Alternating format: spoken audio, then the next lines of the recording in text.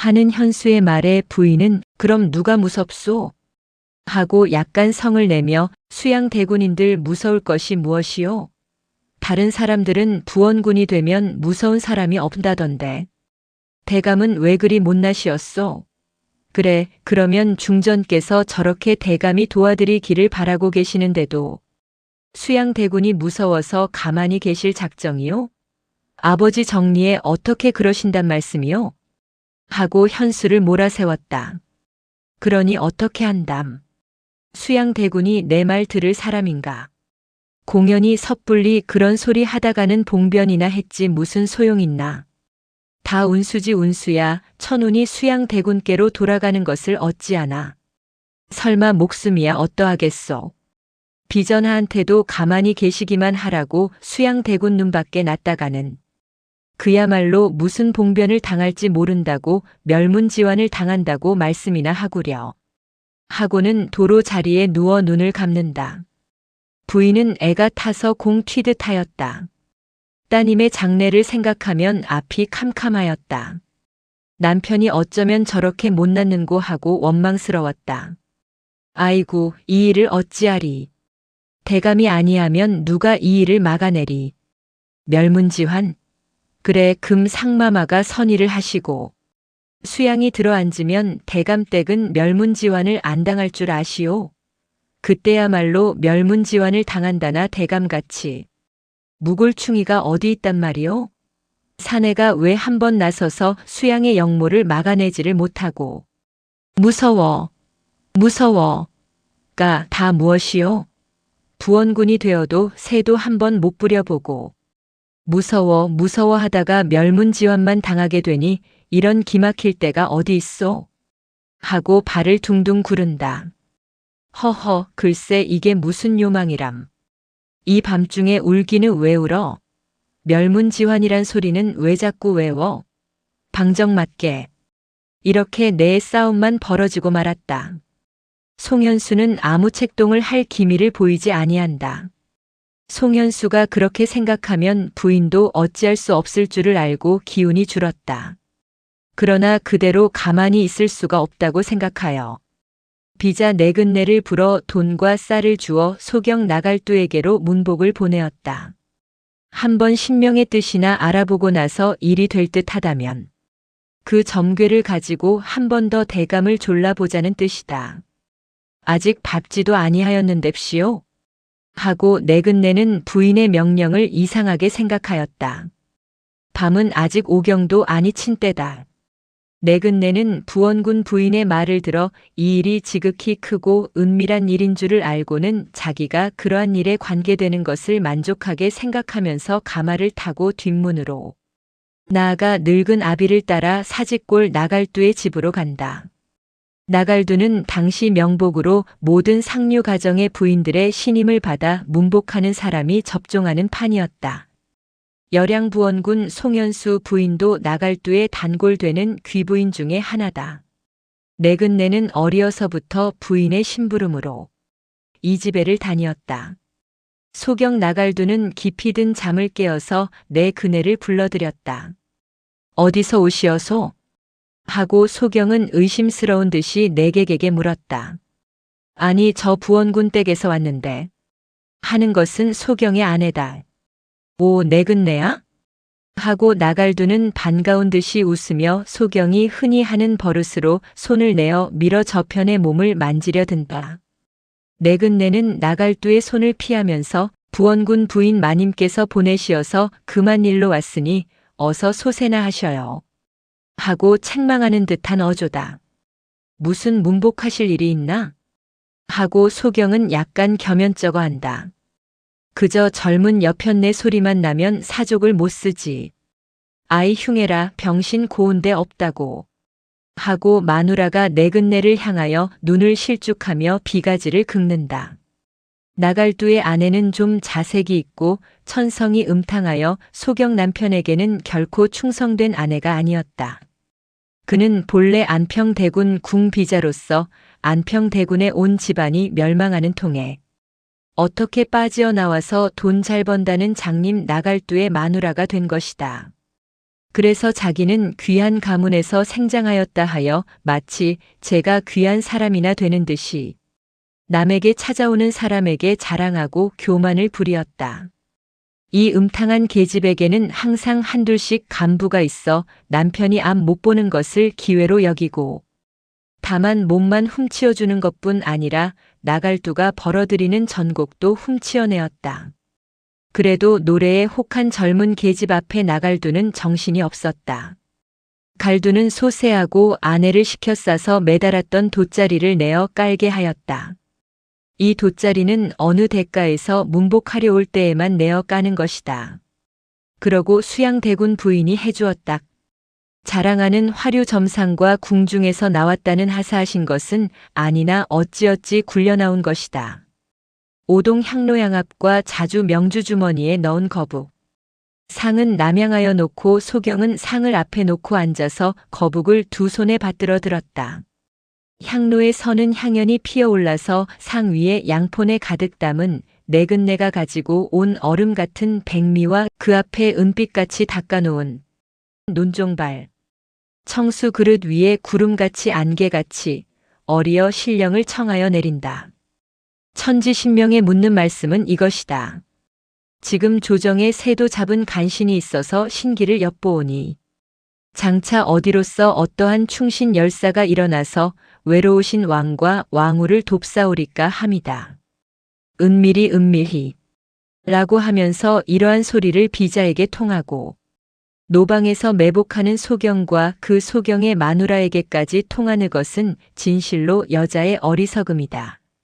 그러나 따님이신 왕후를 생각하기에 골똘한 송현수의 부인은 남편인 대감을 믿을 수 없게 된 때에 천지신명에게 물어볼 수밖에 없었던 것이다. 나갈두는 이 심상치 아니한 큰 점에 대하여 어떠한 태도를 취할꼬 하고 거북을 두 손으로 움키어 받들어서 피어오르는 향연 위에 이윽히 머물게 하였다. 향불 연기는 점점 더 많이 거북을 싸고 올랐다. 내근내는 거북을 향하여 경건하게 일어나서 4번 절하였다. 나갈두는 이윽히 거북을 공중에 흔들더니 문득 한 손으로 점상을 땅하고 치며 사흘 안으로 거사를 하여야 한다. 사흘이 지나면 객성이 자미성을 범하는 괴라 궁중의 곡성이 진동하고 나라의 주인이 바뀌리라 하는 것인데 나라의 주인이 바뀌면 국척인들 무사할 리가 있나.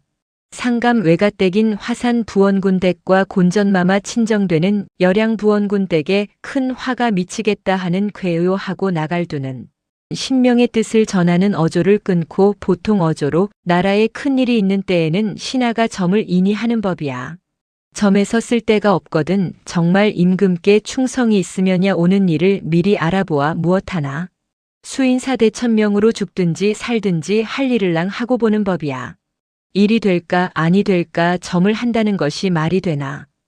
세상도 말세로군. 하고는 입맛을 다시며 거북을 손으로 2번 쓸어보고 자주 명주주머니에 집어넣는다.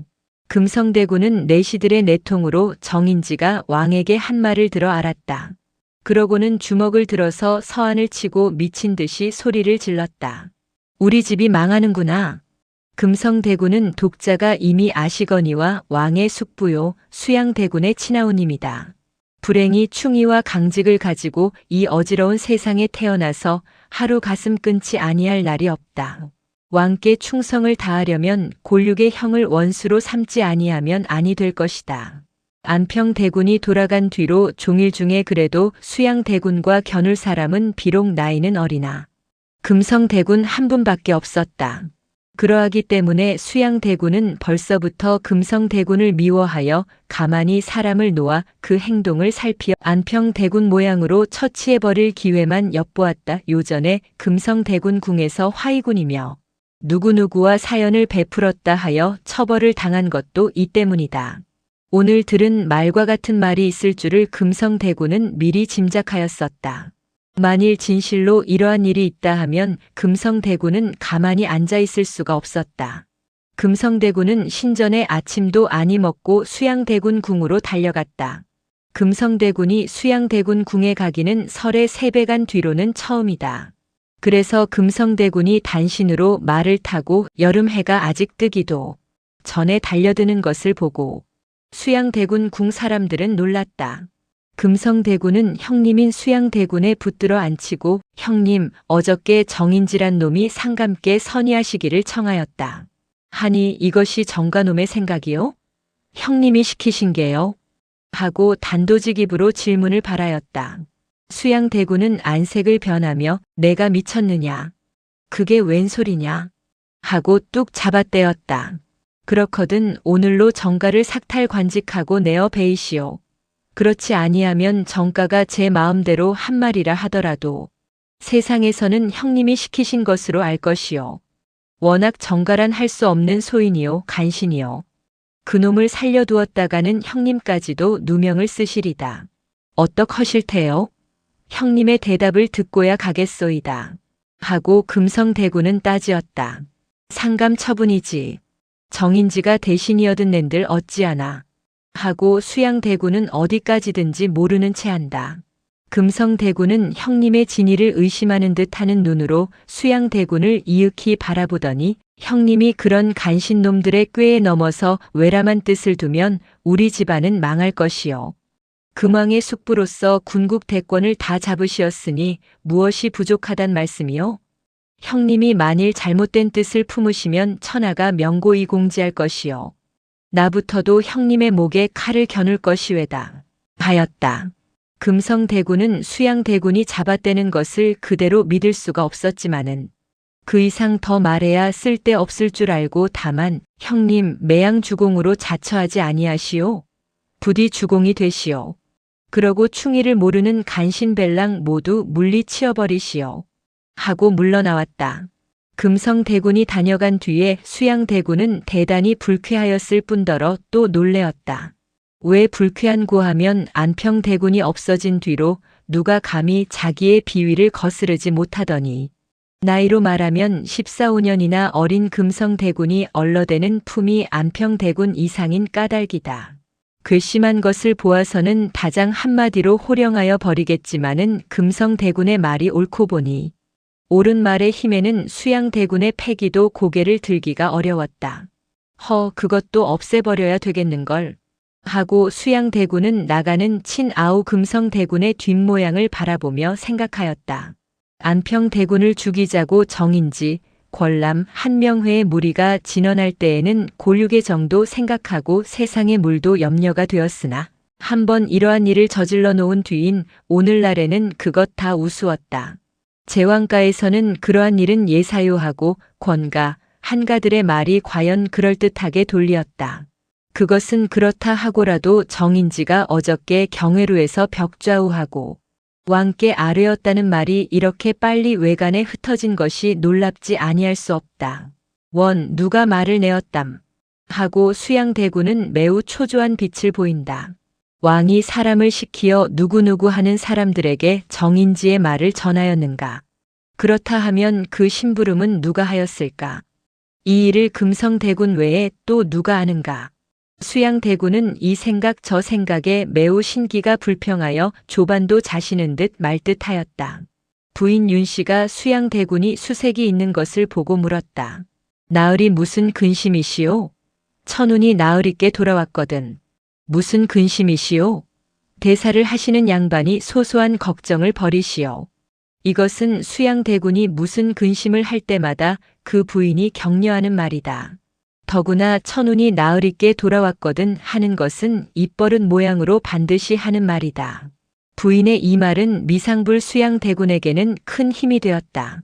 수양대군은 그렇게 꿋꿋한 사람이면서도 어느 한편 구석에는 내약한 데가 있었다. 때로 그는 냉혹하기 철석 같아도 때로는 또 더운 눈물을 흘리는 이였다. 윤씨 부인이며 정가, 한가, 권가 같은 이들이 돕지 아니하였던들. 그는 제왕의 사업을 할 생각은 아니하고 외로운 조카님을 도와 주공을 본받았을는지도 모른다. 벌써 누설이 되었구려. 하고 수양대군은 부인을 바라보았다. 부인도 잠깐은 놀란다.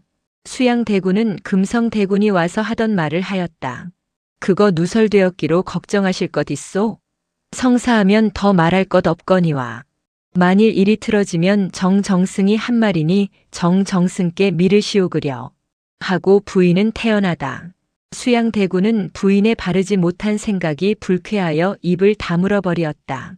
식후에는 한남군과 영풍군이 와서 금성대군 모양으로 정인지를 엄벌하고 수양대군은 어디까지든지 주공이 되어서 어리신 상감의 몸과 자리를 옹호하여야 할 것을 말하고 다음에는 또 송현수가 와서 그와 같은 뜻으로 수양대군에게 간청을 하였다. 송현수는 부인의 졸음을 모시기여 우선 수양대군한테 한 번 말이나 하여 보자고 오기 싫은 길을 온 것이다. 수양대군의 화는 상투 끝까지 올랐다.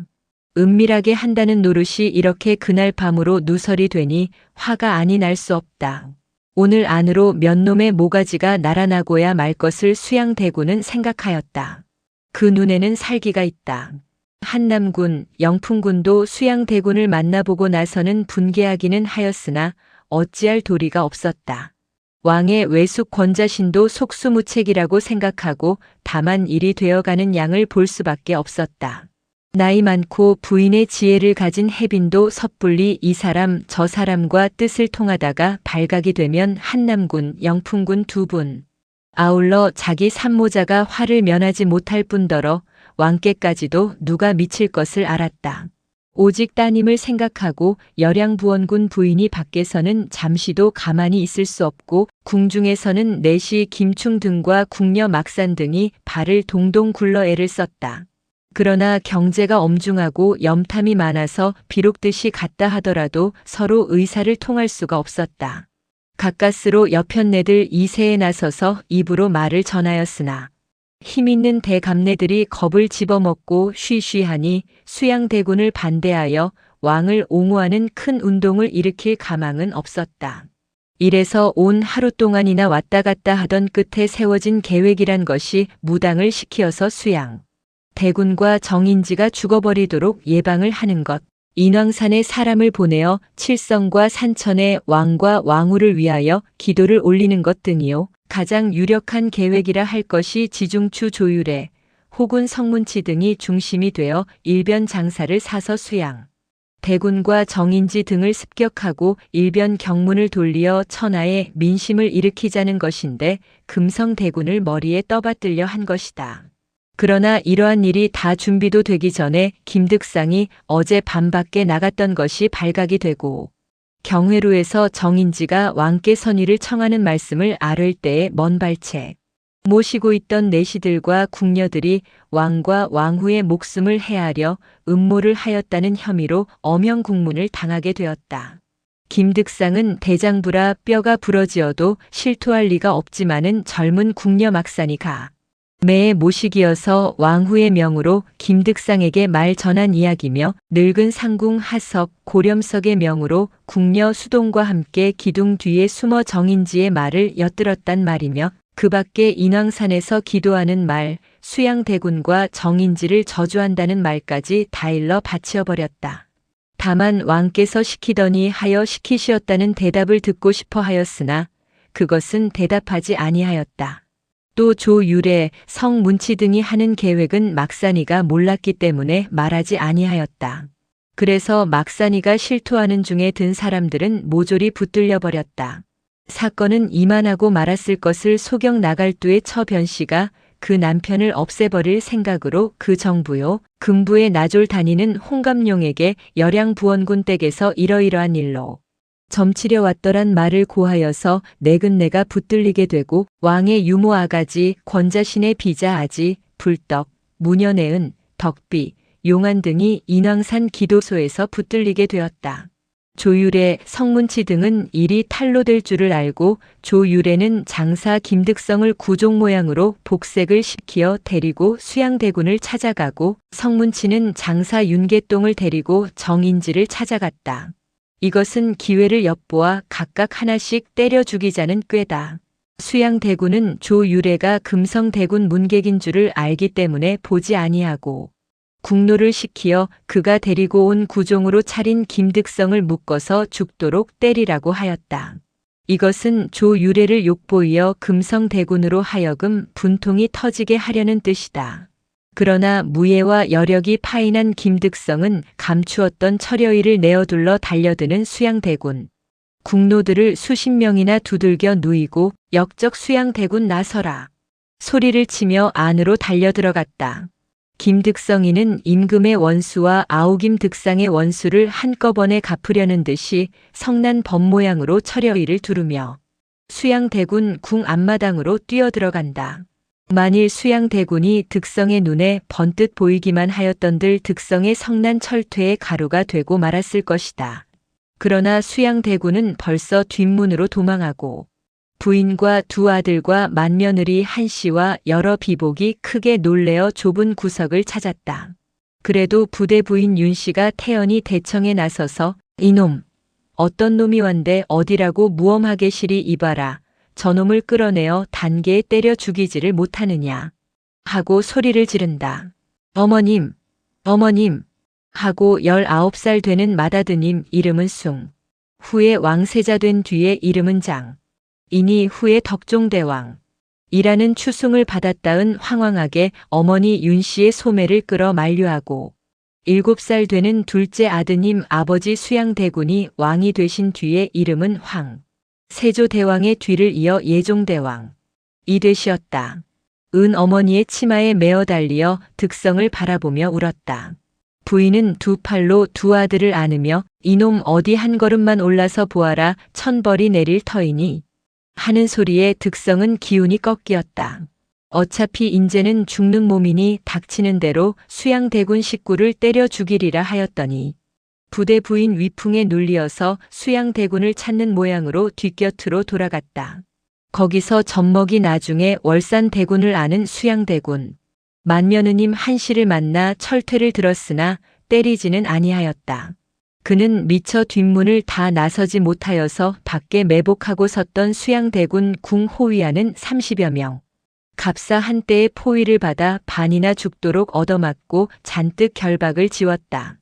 조유래는 벌써 수족을 묶이어 문 밖에 넘어지어 있다가 득성이가 갑사들에게 끌리어 나오는 것을 보고 수양은 잡았지? 하고 물었다. 득성은 못 잡았다는 뜻으로 고개를 흔들어 보인다. 흔들 때에 임하며 두 귀 밑에서 흐르는 피가 빗방울 모양으로 좌우로 흩어진다. 역적을 놓치었구나. 하고 으쩍 깨문 것이 조유래 자기의 혓바닥이다. 수양대군을 못 죽이었으니 자기는 죽는 몸이어니와 죽기 전에 국문을 받으면 혹시나 정신 없는 소리로라도 금성대군을 부를까. 겁이 나서 차라리 말을 못하도록 혀를 끊어버린 것이다. 나이 50이 넘어 빈발이 반백이나 된 조유래, 그는 결코 구군을 많이 받아 영달한 사람은 아니다. 그의 입에서 흘러내려 반백인 수염을 적시고도 땅바닥을 물들이는 피는 그의 임금께 대한 충성이다. 정인지가 왕께 선위를 청한 것보다는 조유래가 수양대군 궁에 야류한 것이 큰 변이다. 입으로 피를 흘리는 조유래와 전신이 도시 피투성이가 된 김득성은 반은 끌리고 반은 채워서야 주계와 황토마루를 지나 의금부로 왔다. 끌려가는 그들의 다리는 두 마디 세 마디로 부러진 듯하여 바로 서지를 못하였다. 아이들이 구경 삼아 뒤를 따랐다. 금부에는 벌써 성문치와 윤계똥이 역시 반생반사가 되어 분들려 와 있다가 조유래 일행이 들어오는 것을 보고 실망한 듯이 고개를 숙여버렸다. 성문치도 장사 윤계똥을 데리고 정인지를 찾아갔으나 정인지 집 대문과 사랑에는 수십 명. 갑사가 옹이하고 있어 사람을 들이지를 아니하므로 성문치는 윤계똥을 데리고 병문 어귀에 숨어 있다가 정인지가 평교자를 타고 나오는 것을 보고 달려들었으나 정인지는 얼른 뛰어내려 길갓집 행랑으로 뛰어들어가고 중과부적하여 붙들려온 것이다. 이튿날 우의정 한왁, 좌찬성 이사철, 우찬성 이계린, 좌참찬 강맹경이 비청에 모여 이번 사건을 의논할제 영의정, 수양대군과 좌의정 정인지는 일부러 의논에 참여하지 아니하였으니 그것은 그들이 직접 사건 관계자인 까닭인 것도 있거니와 또 하나는 어저께 당한 일이 잘못 창피한 까닭이기도 하다. 뒷문으로 도망한 수양대군이나 길갓집 행랑에 숨은 정인지나 결코 남복이 부끄럽지 않지 아니하였다. 수양대군과 정인지가 비록 이 자리에 있지 아니하다 하더라도 여기 모인 자가 다 그들의 신복인 것은 말할 것도 없다. 오직 한 확이 정인지와 공명을 다투는 일은 있으나 수양대군과 정인지는 이번 사건의 책임을 왕과 왕후에게까지 돌리고 싶었으나 왕은 사실상 이번 일을 아시지도 못할 뿐더러 아직 일반의 문론을 두려워하여 동지 중추 원사 조율에 혹은 성문치를 역적으로 몰고 그들이 한남군, 영풍군 선등과 부동하여 금성대군 유를 왕위에 올리려고 한 것 같이 꿈이었다. 이렇게 한 데는 이유가 있다. 수양대군과 정인지가 욕을 당하였다는 소문은 번개같이 퍼지어 고소하다 통쾌하다는 생각을 주었기 때문에 만일 이제 조율의 성문치를 대신할 습격한 죄로 다스린다 하면 세상의 동정은 도리어 조성동에게로 돌아가고 수양대군과 정인지는 불이익한 처지에 서게 된다. 그러나 조성을 역적으로 몰면 그렇게 백성의 눈을 속일 수가 있을까 몰지 못할 것도 없을 뿐더러 자기네는 도리어 왕을 옹호하는 충성으로서 왕을 위하여 조성의 욕을 당한 것으로 볼 수가 있을 것이니 이야말로 저편의 화살로 저편을 쏘는 격이다. 하는 것이 권람 한명회의 헌책이었고 또 정부에서도 그럴듯하게 생각한 것이다. 이리하여 조율의 성문치는 고만이야 왕을 해하려던 음모자로 몰리고 해빈 양씨, 금성대군, 한남군, 영풍군 등은 수양대군한테 찾아갔던 죄로 조성의 머리라 하여 삼남 각처로 귀양을 보내었다. 전혀 애매한 사람을 참아 죽이지는 못한 것이다. 윤계동, 김득성, 김득상, 왕의 유모, 이호의 처아가지 궁녀, 하석, 고염석, 김수동, 김막산, 내시, 이귀, 김인평, 김충, 소경, 나갈두, 송현수의 비자, 내근내, 권자신, 비자아지, 불떡, 무당내은, 덕비, 용안 등은 다 사형을 받았다.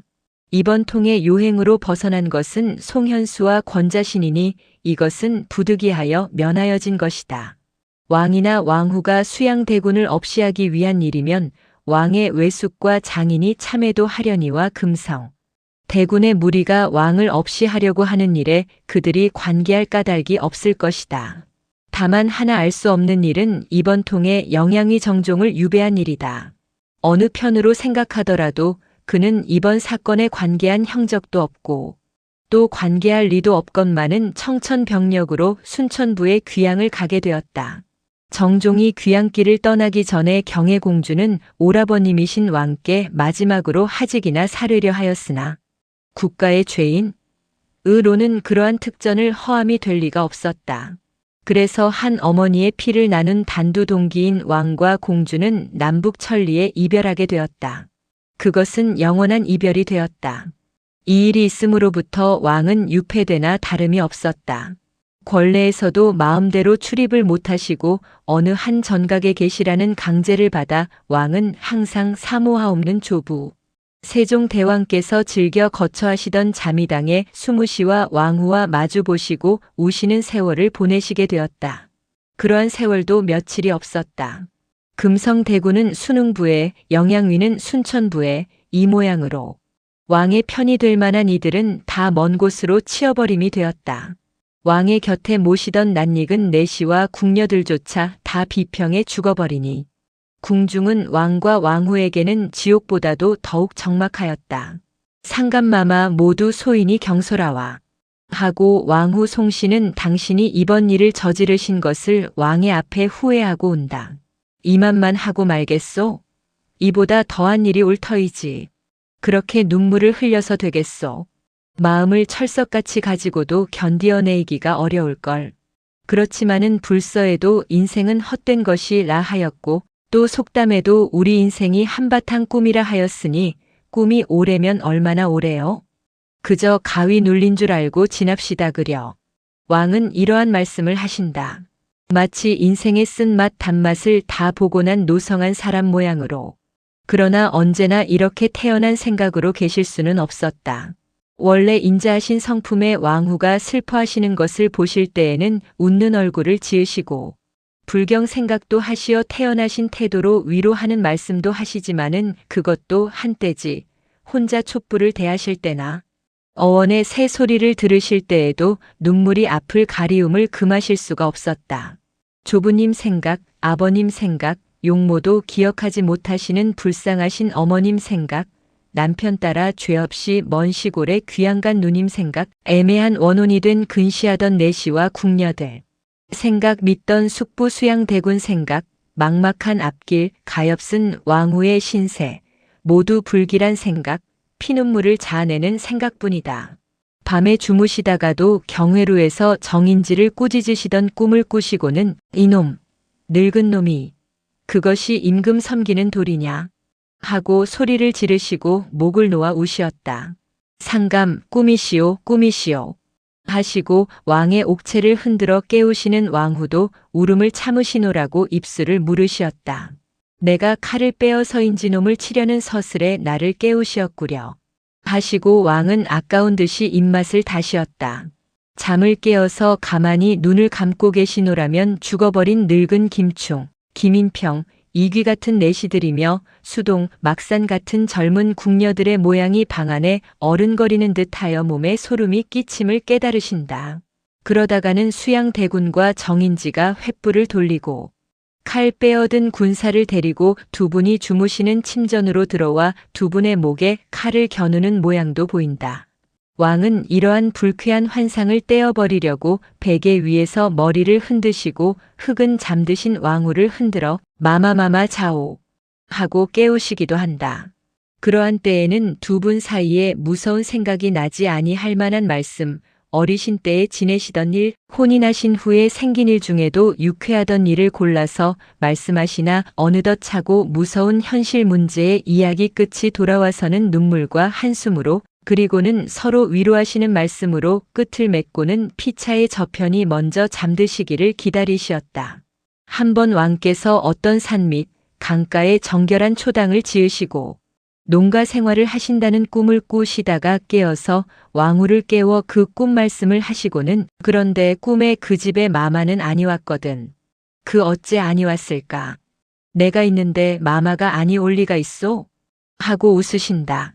새로 집을 짓는 꿈을 꾸면 흉하다는데 하고 왕후는 민간에서 들은 이야기를 생각하였으나 그런 말을 아뢰지 아니하고 김씨는 꿈에도 상감 곁을 떠나지 아니하였어요? 하시고 잠깐 질투하시는 생각을 바라였다. 김씨라 함은 왕후와 동시에 권한의 딸과 함께 후궁으로 들어온 인이 김사후의 딸이다. 왕은 김씨를 특히 사랑하시는 까닭이다. 김씨는 가장 영리하고 아름다웠던 까닭이다. 마마, 내가 왕위를 버리고 일개 농부가 된다면 마마는 어찌하려오? 하고 왕은 더욱 잠이 달아나시는 모양으로 왕후께 농담 삼아 말씀하신다. 상감께서 농부가 되옵시면 소인은 지엄이가 되지 아니하오리까. 그런데 왜 그러한 흉한 말씀을 하옵시는지. 왕후는 심히 염려되시는 모양이다. 농부 된다는 것이 흉한 말일까? 나는 왕가에 태어나지 말고 농부의 집에 태어났으면 하오. 농부들 속에야 수양숙부와 같이 무정하고 정인지 모양으로 고약한 사람이 있을라고. 사내고 들에고 마음대로 다니고 백반종탕이라도 마음 편히 끓여 먹고 앉았는 것이 도리어 살찔 것 같단 말이요. 왕의 말끝은 흐린다. 그야 상감께서는 인자하시와 백성을 생각하시기에 그러하시거니와 어찌하여 그런 슬픈 말씀만 하옵시는지 하시고 왕후는 지극히 슬퍼하시는 모양으로 몸을 상감 무릎 위에 엎드리신다. 왕은 손을 들어 왕후의 등을 만지시며 농담이여. 불어하는 말이여. 하고 위로하시나 왕후의 등을 만지시는 손은 떨린다. 왕은 일내에 심히 수척하시었다. 밤에 잠을 잘못 주무시고 수라도 원체 많이 잡수시는 편은 아니시지만은 요새 며칠 동안에 수라를 드시는 듯 많은 듯 하시었다. 그래야 왕후 밖에는 왕이 이러하심을 근심하여 드리는 이조차 없다. 넷이나 나인이나 모두 권람 한 명회가 고르고 골라서 드린 것들이니 왕이나 왕후를 편안하시게 모신다는 것보다는 두 분의 동정을 염탐하고 설마 그렇기야 하랴마는 도리어 일부러 두 분의 심사를 불편하시게 하는 듯하다. 그렇게까지는 아니간다. 하여도 지밀에 있는 이로는 두 분께 대하여 정성을 가지는 이는 극히 적었고 설사 있다 하더라도 그러 빛을 드러내는 것은 생명이 위태한 일이었다. 이렇게 불쾌하고 답답하고 외롭고 괴로운 세월을 보내시는 왕에게는 날마다 정인지, 신숙주, 이계전, 권람, 이사철의 무리가 번갈아 들어와서 혹은 달래고 혹은 타이르고 혹은 가장 충신인 체하고 울며 간하고 혹은 위협하여 수양대군에게 선의하시는 길밖에 없는 것을 귀찮게 아뢰인다. 또 그 말이야? 하고 왕은 마침내 화를 내시게까지 되었다. 그러나 저 무리는 예정한 계획이라 화를 내시거나 말거나 진노하시거나 말거나 그것을 교개할 바가 아니다. 또 왕을 귀찮으시게 하여 자리에서 물러나시게만 하면 그만인 듯 하였다. 왕으로 하여금 선의하시게 한 공을 어떤 사람 하나에게만 돌리는 것이 못할 일이니 나도 공에 한몫 끼이자 하는 것이 이 충신들의 심리다. 이대로 오래가면 칼을 품고 달려들어 왕의 목을 베어들고 수양대군 앞에 공 자랑을 할 사람이 나올는지도 모른다. 그러나 아직은 너무 남보다 뛰어나는 공을 세우려다가 자칫하여 모가지를 잃어버리는 것보다는 바로 전 사람이 왕께 여쭌 말씀 정도보다 한 걸음만큼 더 나가게 하는 것이 약은 것이었다. 그래서는 갑보다는 을이 더 들으시기 어려운 말씀을 왕의 앞에 아뢰면 병은 을보다 한층 더 심하게 하고 다시 갑은 병보다 더 심하게 하여 이렇게 끝없이 들락날락 점점 더 무엄하게 되었다. 왕께서는 처음에는 괘씸하게도 무섭게도 생각하시었으나 나중에는 그 무리가 모두 파리떼와 같고 모기떼와도 같아서 귀찮고 성가시기만 하시었다. 저놈들도 사람인가? 인형은 썼지만은 모두 개, 돼지만도 못한 놈들이다. 모두 더럽고 염치 없고 음흉하고 간교하고 은혜 모르고 야멸치고 평소에 그렇게 번들을하게 공자 맹자 다 된 듯이 이윤, 주공 다 된 듯이 긁던 놈들이 일조에 똥 묻은 개가 다 된 것을 생각하시면 도리어 우스꽝스럽고 통쾌하였다. 이렇게 생각하시면 얼마큼 현실의 괴로움을 잊기도 하시었다. 아무리 여러 신하들이 성가시게 선의하시기를 아뢰어도 왕께서는 한결같이 물리치시었다. 그러나 하루는 정인지가 왕께 최후의 경고를 하였다. 그것은 왕께서 만일 자진하여 선의하시지 아니하시면 국가를 위하여 강제로라도 선의하시도록 할 터이니 생각하시라는 것이다. 이때에 정인지는 몸소 들어오지 아니하고 신숙주를 시키어서 말씀하게 하였다. 정인지가 몸소 예꼴하지 아니하고 사람을 시킨 것은 실로 무례하였으나 그는 병탈을 하였고 또 그렇지 아니하더라도 이제는 왕께서 그런 것을 책하실 힘이 없으시었다. 신숙주는 정인지의 뜻을 아뢰고 나서는 자기 뜻으로 선의하심이 왕을 위하여 국가를 위하여 가장 온편한 계책임을 아뢰었다. 단연 외교관으로 닦은 변설로 신숙주는 어리신 왕의 뜻을 움직임이 컸다. 그의 말은 마치 충성된 신하로서 임금을 위하여 눈물을 흘리며 부득이한 처분을 청하는 은근한 태도를 가지었다. 은근한 태도만 하여도 왕께는 한없이 고마웠다. 그동안 왕께 진언한 대관들은 군신의 분위를 지키는 것은 처음뿐이요. 왕께서 자기네 말을 거절하실 때에는 가장 무엄한 태도와 말로 지존을 위협하였다. 인정 반복이 어찌하면 이대도록 심하랴 하고 왕은 우시었다. 그런데 신숙주는 그래도 눈에 거슬리는 모양, 귀에 거슬리는 말은 아니하였다. 저놈인들 내게 무슨 충성이 있으랴 하시면서도 마치 목마른 사람이 물을 가리지 아니하는 모양으로 은근한 태도만이 고마웠다. 이때에는 왕은 신숙주의 아뢰는 말씀에 화도 아니 내시고 가만히 듣기만 하시었다.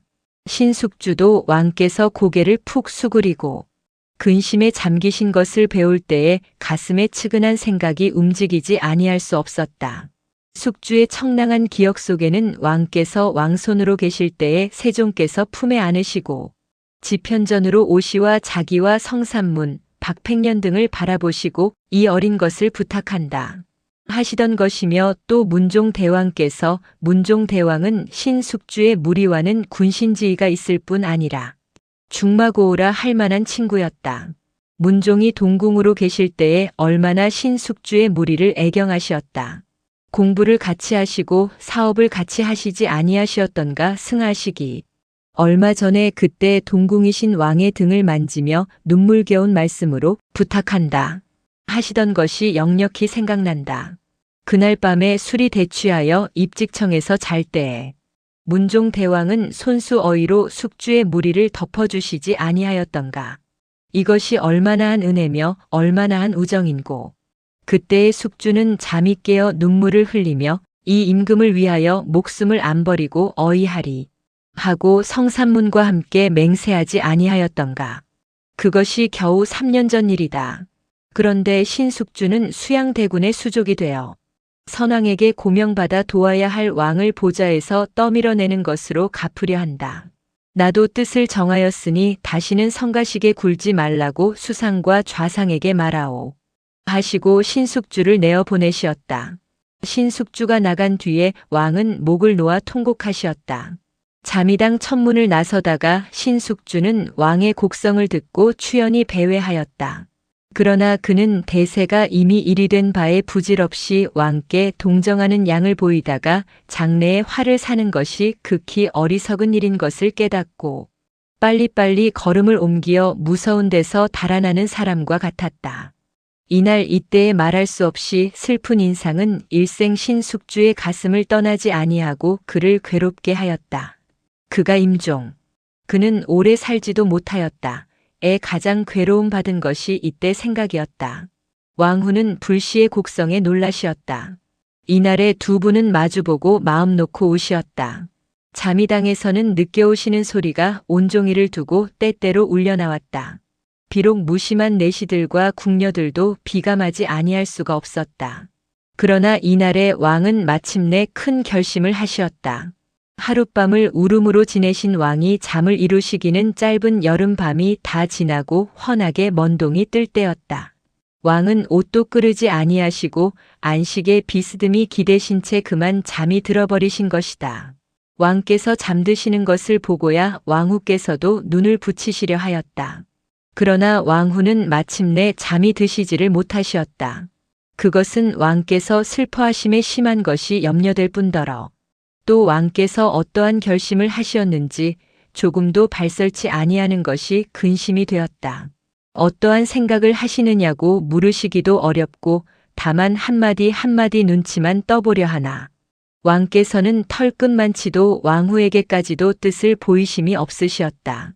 그것이 왕후의 가슴을 아프게 하였다. 다만 왕후에게 한 가지 대견한 것은 이러한 큰 슬픔이 생긴 뒤로부터 왕이 왕후께 대한 애정이 눈에 띄게 깊어짐이다. 어리어서 혼인하신 까닭도 있지만은 왕과 왕후는 그리 정다우신 내외부는 아니시었다. 왕후가 다소 샘을 가지시는 바와 같이 후궁 김씨에게 대한 애정이 더 많으시었다.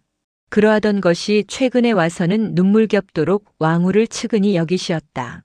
싱상왕에게 이때의 애정이니 무엇이니 할 여유가 없으시었지만은 이러한 인생의 어려운 일, 아픈 일을 당하심의 본래 인정을 통찰하는 밝은 마음을 가지신 왕은 임금이라는 사람이 만들어 놓은 지위를 뛰어나서 벌거벗은 사람으로 사람을 대하시는 경계를 터득하신 것이다. 이 때문에 정인지 같은 사람까지도 측은히 여기시는 마음을 가지는 양반이시기 때문에 왕은 남보다 갑절 인생의 슬픔을 맛보시는 것이다. 왕은 인정이 많으심으로나 인생을 속 깊이 통찰하심으로나 시인이시었다. 그러나 시인만 되시었던들 다행일 것을 시인의 상상력으로 지어내기 어려운 큰 비극의 가장 비참한 주인공이 되시었다. 그래서 왕은 시인의 예민한 감수성으로 인생의 슬픔을 감수할 여가가 없이 당신 스스로의 아픔과 쓰림을 감수하시게 되었다. 그 어리고 연연하고 인자하고 깨끗하고 죄 없는 몸이 마음이 이렇게 견디기 어려운 순환을 하심은 너무 애연한 일이다. 윤유월 초 10일 가뭄은 아직도 끝날 바를 몰라서 대궐 마당에 풀 잎사귀도 노릇노릇 시들 지경이다. 대궐 추녀 끝에 지저귀는 참새들도 더위를 모시기어 입을 벌리고 할딱거리고 먹을 것을 찾으러 나갔던 외가리, 따오기도 헛걸음을 하고 어원수풀로 돌아갔다. 더구나 날개도 흔들지 아니하고 마치 날개를 잊어버린 듯이 휘 공중에 떠도는 소리개의 백년. 풍상에 다 떨어진 거무대대한 날개 쪽지가 숨이 막히는 더위를 내어뿜은 듯하다. 경회로 연당에 비추이는 흰 구름 조각, 그 그림자에 흔들리는 가는 물결. 그것조차 부글부글 끓어오르는 듯 하거든 몇 천년에 두 번도 잊기 어려운 큰 슬픔은 왕의 가슴이야 오죽이나 답답하시었으랴. 돌아보는 이 하나도 없는, 참으로 하나도 없는 외로운 처지. 잡아먹으려는 흉물에게 에워싸인 처지. 그것은 백날 가무는 여름날보다도 더욱 숨막히는 일이다. 그러한 유니월 초 10일 오정이 지나서 우의정 한학이 왕께 아련하였다. 사흘 만에 배옵거니와 왕은 몰라보게 수척하시어 진실로 참아 뵙기 어려웠다. 왕과 연배가 같은 자녀들을 둔 한학은 왕의 이렇게 초췌하신 양을 배옵고 측은한 정이 바라지 아니할 수 없었다. 용안이 초췌하옵시니 옥체미년 하옵시니까 하고 한학은 진정으로 왕을 동정하였다. 실상 이번 선의 문제에 대하여 공이 정인지에게 돌아가 장차 세도가 그에게로 돌아갈 것을 생각하기 때문에 한학은 극히 불쾌하게 여기었다. 될 수만 있으면 이번 정인지가 머리가 되어서 하는 선의 문제를 방해하여 정의 세력을 때려 누인 뒤에 서서히 자기가 중심이 되어 문제를 해결하고 싶었다. 왜 그런고 하면 한학은 성격으로 보든지 수양대군과 인척 관계로 보든지 그보다도 그 딸을 명나라 황제의 후궁에 넣어 광록사 소경이라는 명나라 벼슬을 가진 것. 이것은 당시의 큰 자랑이 아닐 수 없었다. 의로 보든지 한학은 정인지의 하품에 서기를 달게 여기지 아니한다. 몸보다 마음이 아프오. 많은 나 같은 사람이 아프거나 쓰리거나 경 같은 사람에게 무슨 상관 있소? 하고 왕은 전에 없이 한학의 말을 빈정거리었다. 황송하오. 하고 한학은 허리를 굽힌다. 우상은 명나라에도 다녔고 명나라 벼슬도 하였으니 알마나오마는 그 나라에서는 대신들이 무슨 일을 하고 있소? 하고 왕은 이상한 말씀을 물으신다. 하문합시는 뜻을 소신이 알지 못하오나 황조기로 신하의 도리에야 국조나 다름이 있사오리까. 같단 말이오? 예, 같은가 하옵니다. 하는 한학은 어떻게 알을 바 임금의 뜻이 무엇인지를 몰라 당황하였다. 그러면 명나라에서도 대신들이 하는 일이라고는 번갈아 돌면하며 임금더러 자리에서 물러나라고 하기로 이를 삼소. 하시고 낭낭하게 웃으신다. 소신이 지존 앞에 무슨 죄를 범하였사온지 하고 한학은 울고 싶도록 어찌할 바를 몰랐다. 그에게는 그만큼 내약한 구석도 있었거니와 또 왕이 이상하게 태어나신 태도로 마치 노성한 사람 모양으로 풍자를 하시는 것이 모두 심상치 아니하여 그 태어나신 위엄과 17살답지 아니하신 지혜에 놀린 것이다. 우상이 무슨 죄가 있겠소? 세울 공을 못 세웠으니까 오늘 그 공을 세우려 왔나 보오.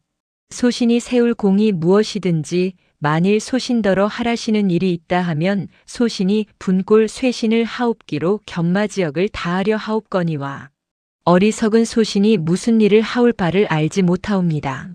왕은 한학의 말을 대수롭게 여기지 아니하는 듯이 눈을 들어 이글이글 불길이 일어난 듯 한뜰의 까치와 참새가 뛰어다니는 것을 바라보시다가 한학에게로 얼굴도 돌리지 아니하시고 흑내게 견마지역을 하여서 공될 것이 있소.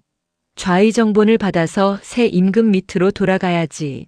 이때에 마당에 앉아서 무엇을 주워 먹던 참새 2마리가 물고 차고 오르락 내리락 서로 싸우는 것을 보시고 저놈들이 왜 싸울까?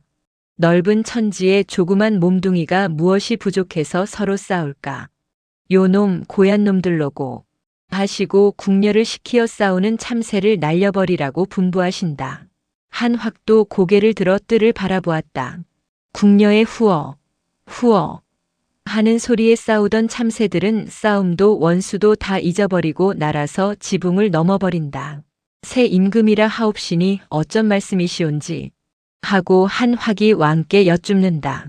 왕은 참새들이 날아가는 양, 붉은 잠자리가 오고 가는 양, 하늘의 구름 모두 무상을 아뢰는 듯한 자연을 바라보심에 인생 만사가 다 귀찮은 것만 같이 생각이 되어 아까보다도 더욱 냉정하신 어조로 우상, 내가 만기를 수양숙부에게 맡기려오.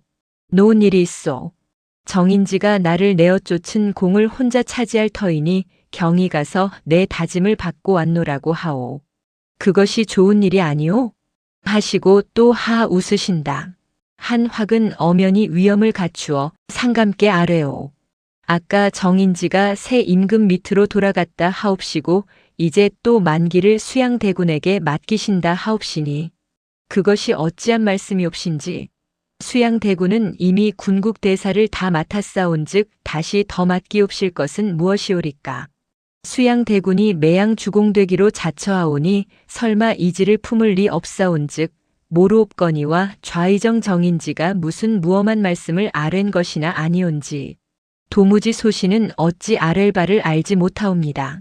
설사 조정의 딴 뜻을 품는 자가 있다 하오면 목을 베어 천하에 보이심이 지당하옵거든 만기를 맡기옵신다 하옵심은 어찌한 성의 이온지 하고 한확은 음성에는 충분히 떨리는 듯하다. 이튿날 왕은 정식으로 내시 전균을 우의정 한확에게 보내어 이라는 뜻을 전하였다. 한확은 어제 아랜 대로 그러시지 마시기를 전균을 통하여 개청하였다. 그러나 왕의 뜻은 굳었다. 내 전일부터 이 뜻을 가지었노라. 개교 이미 정하였으니 가히 고치지 못할지라.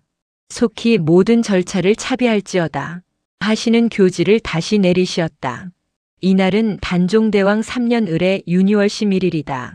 이왕 선의를 하지 아니치 못할 것이면 정인지배에게 위협을 당하여 창피한 꼴을 당하느니 보다는 차라리 정정 당당하게 내 편에서 내어 던지리라 한 것이 왕의 생각이었다. 이 생각을 내시느라고 왕은 지난 밤에도 잠을 이루지 못하시고 몇 번을 우시었다. 우의정 한확에게 선의하신다는 전교를 내리신 뒤에는 부랴사랴 간략한 노부로 종묘에 하직까지 하시었다. 신시, 정원, 정부 육조할 것 없이 대신으로부터 아래 서리에 이르기까 지 난리를 당한 모양으로 꿇었다. 신시, 백관은 경회로 아래로 모였다. 아무도 가슴만 두근거릴 뿐이요 입도 번긋하지 못하였다. 하늘이 무너지는 큰일이 생기지 아니하느냐. 발가락만 달싹하여도 무슨 큰 변이 날 것만 같았다. 부슬부슬 안개비가 온다. 음산한 바람이 이따금 연당에 마르나 남은 물에 가는 물결을 일으킨다. 승지 성산문은 명을 받아가지고 내시 전균을 데리고 대보를 가지러 상서원으로 달려간다. 산문이 대보를 내시 전균에게 돌리고 경회루로 돌아올 때에 사정전 뒷문 밖에 서도총부 관노를 만났다. 관노는 산문에게 절하고 종이 조각 하나를 전한다. 도총부 도총관으로 입직한 산문에 붙인 성승의 필적이다. 다른 말 아무것도 없고 참인가 하는 두 자뿐이었다. 물론 오늘 왕께서 선의하신다 하니 참이냐 하는 뜻이다. 경회루 및 박석 위에 아무것도 깔지도 아니하고 남양으로 옥좌를 설하고 앞에는 정원, 정부, 육조, 지편전, 사원부, 사간원의 중요한 대관들이 모였다. 그들 중에도 오늘 무슨 일이 있는지 분명히 아는 이는 몇 사람이 되지 아니하였다. 다만 왕께서 급히 부르신다고 만들었을 뿐이다. 물론 무슨 일인지 속으로는 다 알았다. 그처럼 창졸간에 이 일이 생겼다. 나중에 수양대군이 좌의정 정인지를 데리고 위풍이 늠름하게 뚜벅뚜벅 걸어 들어왔다. 수양대군이 들어오는 것을 보고 대관들은 모두 약간 허리를 굽히어 경의를 표하였다. 모두 마음이 그를 무서워하는 생각이 났다. 수양대군은 일동을 휘 둘러보고 옥좌에서 뎃걸음 앞에 읍하고 섰다. 이렇게 기다리기 한참. 음산한 바람만 이슬비를 돌아 연당 위로 오락가락한다. 이윽고 왕이 사정전 뒷문을 납시와 초체하옵신 용안이 경회루를 향하시고 옥보를 옮기시었다. 상감으로는 마지막 걸음을 걸으시는 것이다. 왕은 익선관, 골룡포를 갖추시었다. 감개무량하신 모양으로 경회루와 연당과 인왕산을 한번 돌아보신 뒤에 약간 걸음을 빠르게 하시어 권설한 옥좌에 좌정하신다. 수양대군, 정인지, 한확을 비롯하여 대소관리가 다 이마가 땅에 닿으리만큼 허리를 굽힌다. 승지 성산문은 대보를 안고 옥좌에서 두어 걸음 오른편에 시립하였다. 이날에 문관만을 부르고 무관을 부르지 아니한 것은 수양대군의 의사다. 무신의 곧고 굳센 성정이 이 광경을 보면 어떤 변을 일으키는지 모르는 까닭이다.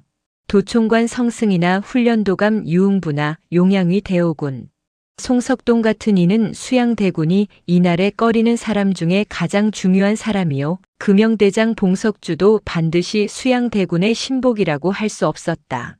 권람은 이조판서로 한명회는 어느덧 병조판서로 모두 불차로 엽등하여 의기양양하게 수양대군 뒤에 서 있다. 우찬선 강맹경은 계유사변의 도승지로서 수양대군에게 황보인 김종서의 계획을 일러 바친 사람이요. 그 밖에 옥좌 앞에 늘어선 대소관인들은 다 수양대군이나 정인지와 무슨 인연이 있는 사람들이다. 신숙주가 온 것은 물론이요. 승지 사관이 시립하고 박팽년도 집현전에 입직하였다가 불리웠다. 박팽년은 성산문 하위지 등과 아울러 수양대군이 자기 사람을 만들려고 애쓰는 사람들 중에 하나다. 왕은 태어나려 하시나 그래도 흥분한 빛을 감추지 못하여 손을 가만두지 못하시었다. 사람들은 무슨 처분이 내리는가 하고 숨도 크게 쉬지 못하였다. 왕은 일어나신다. 그 아름다우신 얼굴과 빛나는 눈, 영의정 하고 낭낭한 음성으로 부르시니 수양대군은 서너 걸음을 추보로 옥좌 앞으로 나와 부복한다. 오늘 대임을 숙부께 맡기오. 하시고 예방승지 성산문을 향하여 국세를 올리라는 뜻을 보이신다. 성산문은 두 팔로 받들었던 옥새를 힘껏 부둥켜 안고 그만 실성통곡한다. 수양대군은 부복하여 있다가 머리를 들어 성산문을 흘겨본다. 산문은 두 눈에 눈물을 거둘 수도 없이 왕명을 거스르지 못하여 슬행하여 국세를 받들어 왕께 드린다. 왕은 산문에게서 국세를 받으시와 수양대군에게 전하신다. 시립한 사람들 중에서는 느껴오는 소리가 들린다. 한 화기 눈에서는 눈물이 흘렀다. 비록 밖에서는 왕의 선의를 주장하던 무리라도 손에 옥새를 들고 서 계신 왕을 우러러 배웁고 그 심사를 미루어 볼 때에는 눈물이 아니 흐를 수가 없었다. 수양대군은 이 말을 조아려 3번 사양하였다. 그러나 마침내 일어나 옥장 앞에 꿇어앉아 왕의 손에서 국세를 받아들고 어찌할 바를 모르고 다시 부복하였다. 수양대군도 마음이 설레고 눈물이라도 흘리고 싶었으나 조금도 슬프지 아니하였다. 손에 오랫동안 바라고 바라던 옥새가 있지 아니하냐. 이것은 꿈이 아니라야 한다. 왕은 명하여 수양대군을 부축하여 나가게 하라 하시고 당신도 모든 시름, 모든 무거운 짐을 벗어놓은 듯이 그러나 얼빠진 사람 모양으로 옥좌에서 일어나시어 왕이 위도 다 끝났다 하는 듯이 걸어 나가신다. 박팽년은 억세가여 안색이 죽은 사람 같더니 와이. 인제는 왕이 아니시다. 듭신 뒤에 경회로 연못에 빠져 죽으려 하였다. 그러다가 성산문에게 붙들린 바 되었다. 이 사람 참으소. 비록 신기는 옮기었다 하더라도 상감께서는 아직 상황으로 개옵시니 우리네는 아직 죽지 말고 할 일이 있지 아니한가. 그리다가 성사가 아니 되면 그때 애 죽더라도 늙지 아니할 것이 아닌가. 이 사람아 참으소. 하고 손을 마주잡고 통곡하였다. 남산과 낙산의 무지개가 서고 인왕산 머리에 걸린 햇빛이 구름 틈으로 흘러 경회로와 울고 섰는 두 사람을 비추인다. 수양대군은 곧 근정전으로 올라가려 하였으나 다시 생각하고 대군청으로 나왔다. 이때에는 벌써 수양대군이 아니요 상감마마시여서 백관이 좌우에 시립하고 군사가 겹겹이 시위하였다. 일각이라도 지체할 수 없다. 일변 집현전 부제학 김예몽을 시켜 선위, 즉위의 교서를 봉하게 하고 일변 유사를 시켜 근정전에 헌가를 베풀어 즉위식 차비를 시켰다. 그동안이 실로 순식간이다. 수양대군은 미리 준비하였던 익선관, 골룡포를 갖추고 위에 엄숙하게 백관의 옹위를 받아 근정전 뜰로 돌아가 수선하는 의식을 마치고는 정전에 올라가 옥좌에 앉아 백관의 할애를 받고 이내 사정전에 들어가 상왕께 배우려 하였으나 상왕은 받지 아니하시었다. 그날 밤으로 왕수양대군은 근정전의 대연을 배설하고 백관을 불러 질탕하게 노시었다. 오늘 밤에는 군신지분을 파탈하고 놀자. 누구든지 마음대로 마시고 마음대로 노래하고 마음대로 춤추라. 무슨 일이나 허물치 아니하리라 하시었다. 그리고 왕이 친히 잔을 들어 정인지, 신숙주, 강맹경, 한확 같은 공신들에게 술을 권하고 좀 더 취하게 되매 몸소 무릎을 치고 노래를 부르시었다. 신하들도 한없이 기쁜 듯 하였다.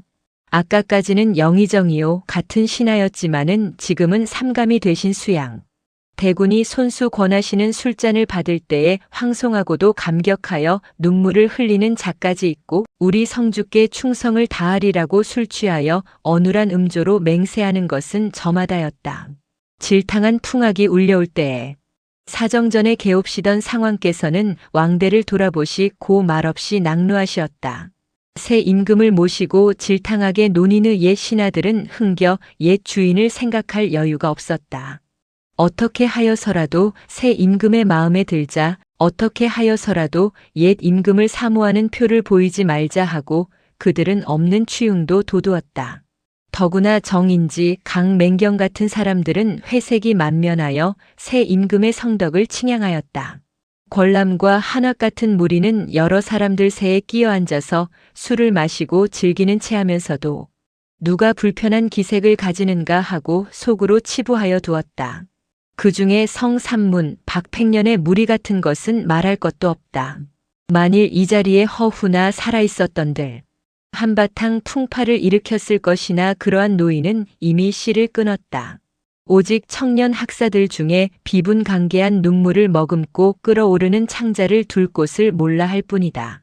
잔치가 더욱 질탕하고 군신 간의 취흉이 더욱 무르녹았을 때에 성삼문은 참다 못하여 뒷가에 갔느나 핑계하고 자리에서 물러나와 하늘을 우러러 통곡하였다.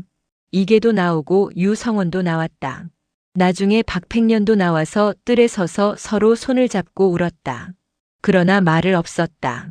오직 김예몽이 이번 선위, 측위의 교서를 짓는 사람으로 뽑힌 것을 자랑삼아 의기양양하고 홍윤성, 양정 같은 무리가 호기당당하여 공신의 머리인 것을 자랑하였다. 숙부 하고 왕은 연해 양녕대군을 돌아보고 마치 그의 승인을 얻으려는 듯이 환심을 사려 하였다. 양녕대군은 오래 산 것과 공연히 서울에 돌아온 것을 후회하고 내일로 금강산을 향하여 떠나기로 결심하였다. 이렇게 태평건곤이 열린 한편 구석에 거의 아무도 모르게 상왕은 왕대비와 함께 대궐을 빠져나시어 수강궁으로 몸을 피하시었다. 왕은 이날 밤을 이 대궐 안에서 지내시기를 원치 아니하시었다. 조부님, 아버님이 계시던 곳이라 떠나기도 어렵지만은 지나간 3년 동안 지낸 일을 생각하면 지긋지긋하기 그지 없는 곳이다. 무엇하러 한 시각인들 이곳에 있으랴. 더구나 이제는 남의 집이 아니냐. 마마, 우리는 나갑시다. 하고 상왕은 왕대비를 향하여 마치 이사 가자는 예사 사람 모양으로 말씀하신다. 나가다니 어디를 나가시오? 하고 대비도 놀라신다. 기왕 쫓겨나는 몸이 내어 쫓기를 기다리고 있을 것이 있소. 나가라기 전에 먼저 나갑시다. 수강궁은 선조께서 동궁으로 계실 때에 오래 계시었으니 그리로 갑시다. 또 혜빈이 바로 얼마 전까지 거기 계시었으니 아직 퇴락하지는 아니하였을 것이요. 이 말씀에 대비는 새로운 슬픔이 또 솟아오르시오 그만 방송 통곡하시었다. 상왕은 내시 전균을 부르시와 내가 지금 수강궁으로 갈 터이니 차비하라 하시는 명을 내리신다. 전균은 황공하여 겉삽기 황송하오나 지금 상감께서 잔치를 베푸시와 백관이 다 근정전에 입시하오니 차비를 하라 하옵신들 누구를 불러 하오리이까. 밤도 깊었사온즉 명일로 하심이 어떠하올지. 그럴 수 없다. 오늘 밤에 여기서 지날 수가 있느냐. 어서 수강궁으로 갈 차비를 하여라. 차비라야 별것 있느냐. 내 사람이 타고 갈 것이나 장만하려무나. 아무리 쫓겨나가는 임금이기로 이 밤에 장안 대도상으로 걸어갈 수야 있느냐. 또 탈 것이라 하여도 나는 이미 서인이라 무엇인들 개관하랴. 너희들 타고 다니던 것이라도 넷만 내려무나. 그러하와도 하고 전규는 차마 못할 듯이 주저한다. 전규는 실상 어찌할 바를 모르는 것이다. 아까까지 왕으로 계시던 양반이 이 밤중에 초초하시게 대궐에서 나가신다는 것도 말이 아니요. 또 그냥 나가시게 하였다가는 새 왕에게 어떠한 변을 당할는지도 알 수 없는 일이다. 그러나 상왕의 재촉하심이 심하심으로 부득이 궁녀를 타고 다니는 보교 넷을 준비하여 사정전 앞들에 들여대었다. 상왕은 무엇을 아까워하시는 빚도 없이 대비와 후궁권 씨, 후궁 김씨 두 분을 데리시고 초초한 보교에 오르신다. 전균 이하로 넷이 몇 사람과 저번 통에 갈아들여 지척에 모시던 궁녀 7, 8인이 울며 네가마 뒤를 따르고 뒤에 떨어지는 넷이와 궁녀들은 울고 땅에 엎드려 배송한다. 광화문으로 가오리이까 하고 엿사온즉 상왕은 치무명구하시다가 건춘문으로 나가자 하신다. 이 말씀이 뒤따르는 사람들에게는 더욱 슬펐다. 윤유월 열하루 송편개보다도 배가 불룩한 달이 비오다가 개인 하늘에 떠 있다. 근정전 전정의 불빛 조용한 것이 뒤를 돌아보는 사람들의 눈에 비치인다. 네 분이 타신 가마는 동관과 통안으로 마치 반후 들어오는 행렬같이 소리도 없이 수강궁 대문에 다다랐다. 텅텅 빈 수강궁은 대문이 열리었을 리가 없다. 본래 수강궁은 창덕궁 가까이 있어서 별궁 모양으로 쓰던 조그마한 대궐이다. 궁을 지키는 군사들도 다 잠이 들어서 한참이나 대문을 두드리기 전에는 일어나지도 아니하였다. 누구야? 하는 졸리운 소리는 마치 사삿집 행랑아범 소리나 다름이 없었다. 쉬, 상감마마 거동이시다. 하고문 두드리던 관노가 열리는 대문을 좌우로 활짝 열어 제친다. 쓸쓸한 수강궁에는 번드는 군사의 방밖에는 불 켜놓은 방도 없다. 우거질 대로 우거진 뜰에서 제 세상으로 알고 우짓던 늦은 여름. 벌레 소리가 난데없는 사람의 발자취와 등을 빛에 놀라 끈이락이으락한다. 달빛이 횡댕그렇게 빈 대청들과 방들을 더욱 캄캄하게 만든다. 대비와 두 분 후궁은 두 걸음도 서로 멀어지지 아니하고 상왕의 뒤를 따라서 곰팡 냄새 나는 장마 지낸 방으로 들어가신다.